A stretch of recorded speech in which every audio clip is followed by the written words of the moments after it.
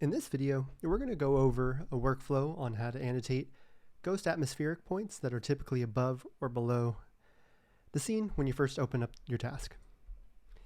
Generally, it's a good idea to start out with annotating these floating ghost atmospheric points above and below the task because it just makes the task easier as you're working on it and working on the other labels.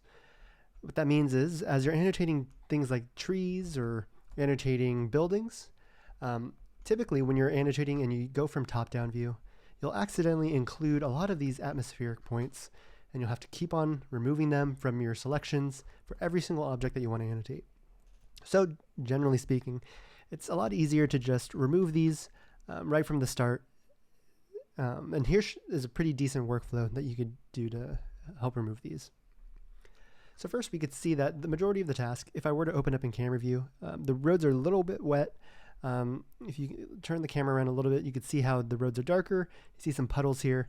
That's generally a sign that there's a lot of moisture in the air, and this results in there being a lot of atmospheric points floating around in the sky. So the first thing you generally want to do is adjust the max point distance. And the reason for this is you really want to do as much of this at once, like one large brush stroke. Having this set really small, it's going to help your performance out, but you're going to have to do a lot of cleaning up versus turning this up as much as you can and doing it in one broad stroke. The next thing I like to typically do is enable the max height. So first we'll only focus on the ones that are above. These are like all of the points that are floating above the trees. So what we want to do is raise up the min height here to something that's slightly above the tallest objects in the scene. So these buildings, treetops, all were excluded. Now we can only purely focus on the atmospheric points.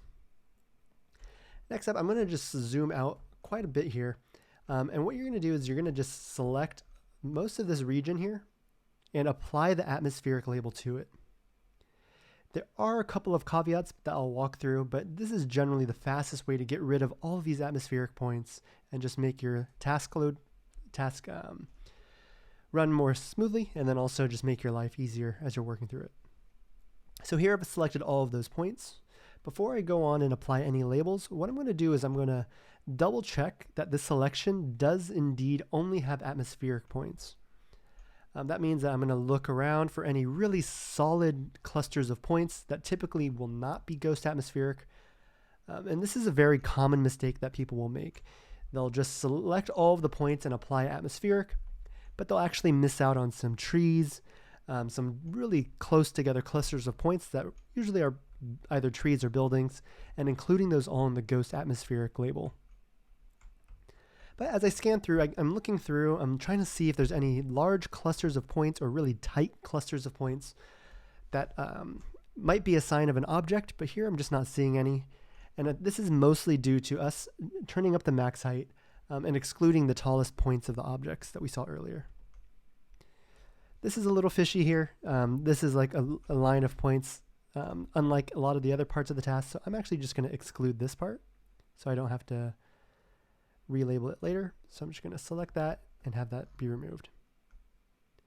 I see another cluster, very tight cluster of points over here, but I think that's just fine.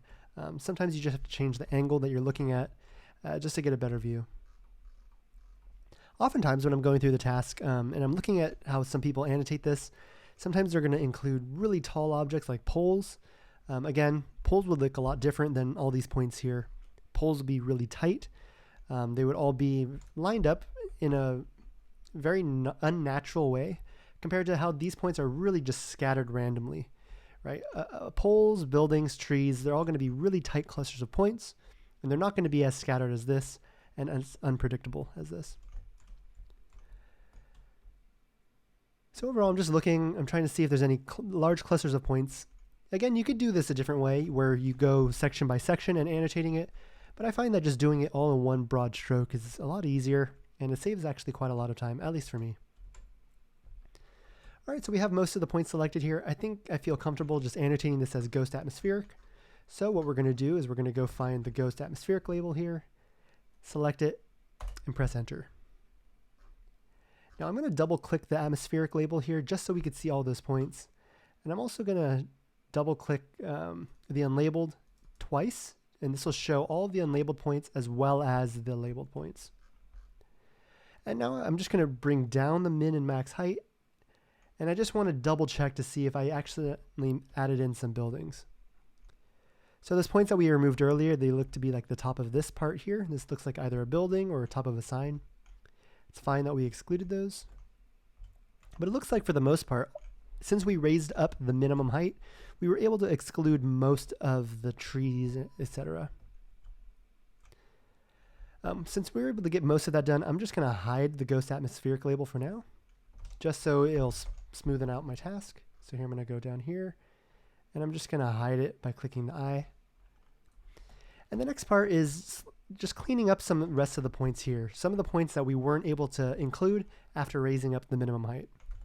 So you could just go and do something like this, position your camera in a way where you're not going to include some of these large objects. So I like to go, for example, here's some trees here. I'm just going to go in front of these trees, and that gives us a clear view of all these atmospheric points that I can just clear up just like this, drawing right above the tallest objects. Again, it's not going to be perfect, but I'm just doing these in large strokes just to save a lot of time and efficiency when working through this task. Select my selection here, double check that no non-ghost atmospheric points are included. This looks fine. Ghost atmospheric, and apply it to those. And you can see how we're sort of clearing up the task here, almost like you're sweeping up dust or just cleaning up using a leaf blower or something. Similarly, I'm just going to position the camera here. Again, I could see that there's trees. I'm just going to use the lasso tool as like a really broad stroke here, just to remove as much of this ghost atmospheric as possible without including non-ghost atmospheric objects. So we'll do something like this. Okay. Double check the selection here. You can see that these points are a little bit brighter. I should not have included those. So I'm just going to draw around those to exclude those. Same thing here. You can see a really bright cluster of points. That's definitely not ghost atmospheric, so I'm just going to remove that. And for the most part, I think minus maybe this part, which might be the top of a tree or something. Exclude that. We'll exclude these guys here. We could go through these later. Just trying to do the bulk of the task now. All right, so I think this is appropriate. I'm just going to press enter again and apply the ghost atmospheric label. And this is the general workflow that you'll follow. As you keep on trimming away points and points, you're actually doing quite a lot of work. I would say at least in this task in particular, at least 30% of the points were ghost atmospheric. And we were able to do it in the last maybe about 5 minutes or so. If you were going quickly, you can do a faster job, but I think this is an appropriate pace for now. So here, just clearing up those points. Again, here I can see a large cluster of ghost atmospheric. One thing that I like to do is position myself towards ground level and then just look upwards towards the sky. This way you could really easily just remove or avoid any non-ghost atmospheric objects, while at the same time including a lot of the ghost atmospheric points. So here we go. Again, I'm just going to do a rough job, just trying to chop away a lot of this excess. Something like this is appropriate. And this is the general workflow that you'll follow just as you keep on going throughout the rest of the task. I'll scroll up from top-down view, and you can see that a lot of these points here on the sides all belong to ghost atmospheric due to the scene just being more wet than usual. All right, let's just walk through a similar workflow for doing points underground. It's actually going to be very similar. You're just going to, instead of raising up the minimum height, you're going to lower down the maximum height. So I'll bring this down here. And generally, you don't want to go too far down. It helps to go right below the surface of the task. So here I can see all of these roads. I'll just go a little bit below that so I can do something like this. Maybe a little bit more. So let me go back up to show those roads, and I'll go a little bit below. As we'll talk about in the surfaces video, you generally want to be careful, especially if there's changes in elevation. Raising up the max height might not do the entire job for the whole entire scene. You might need to do something different for different elevations of the scene. But in this case, most of the scene is flat, so I could just set it to one setting. Next up, I'm just going to do the same exact workflow here and just apply the ghost atmospheric labeled to all of the points that don't belong to real objects down here. One common thing that a lot of people get confused or they might be unsure about is whether or not these points belong to objects and whether these should be labeled as ghost reflection. Well, most of the time when you're annotating these objects and these wet scenes, unless you're almost 95 to 99% certain that those points are an actual reflection of an object, you should just use ghost atmospheric. Again, ghost atmospheric is much safer to use unless you're 100% really certain that the points belong to an object. So an example of that would be if you see a direct reflection of a car underneath a car, that's safe to annotate as ghost reflection. But if you see like a cluster of points and you're just really unsure whether that should be labeled as ghost atmospheric or ghost reflection, typically, since you're uncertain, it's better to just be safe and label it as ghost atmospheric in that case. So here I'm going through, I really can't see any points that, really resemble an object, enough for me to think that, hey, this should be labeled as ghost reflection. So in this case, I'm thinking that the majority of these points, maybe minus this little cluster of points here, which is a little suspicious, most of those points I'm going to label as ghost atmospheric.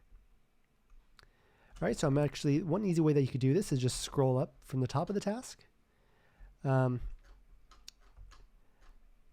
Actually, I'm going to scroll down to the bottom here, and we'll actually just work in a section at a time. It's a little bit easier to see. But again, I'm just going to chop up the task. Maybe I'll do half, something like this. And then again, I'm going to go over to that really bright cluster of points here. I'm just going to exclude this, and we can figure out what those belong to later. And for the most part, this should be okay. Again, I'm going to just apply this. At the same time, remember to lock your no label zones. This was a label we applied earlier. The only thing that we're only going to be labeling are just these unlabeled points. So here I'll go to ghost atmospheric and apply it to all of these points underneath the surface here. And you'll repeat this over here on this side. Again, you could just do something broad, something like this. Again, sometimes if you click very fast on these large selections, it'll deselect. So just maybe if you just click a little bit slower when you're doing a lot of points. And something like this looks appropriate. So again, I'm just going to label this all as ghost atmospheric. And you're just going to keep repeating this process over and over until you remove the majority of the points below the scene as well. So here I'm just going to circle these. Check again that there's no obvious reflections, and then if not, just apply the ghost atmospheric label to it. Okay. And then I'm going to raise up the height, and I'm going to show the ghost atmospheric points and just show you what we've covered in this video so far. If I click on it here, and you'll see how many points we actually labeled. I think below, you can click on the stats if you're curious. But here I think that I colored all of these atmospheric points in about 5 minutes, and then annotated all of these below the surface in about 5 minutes as well.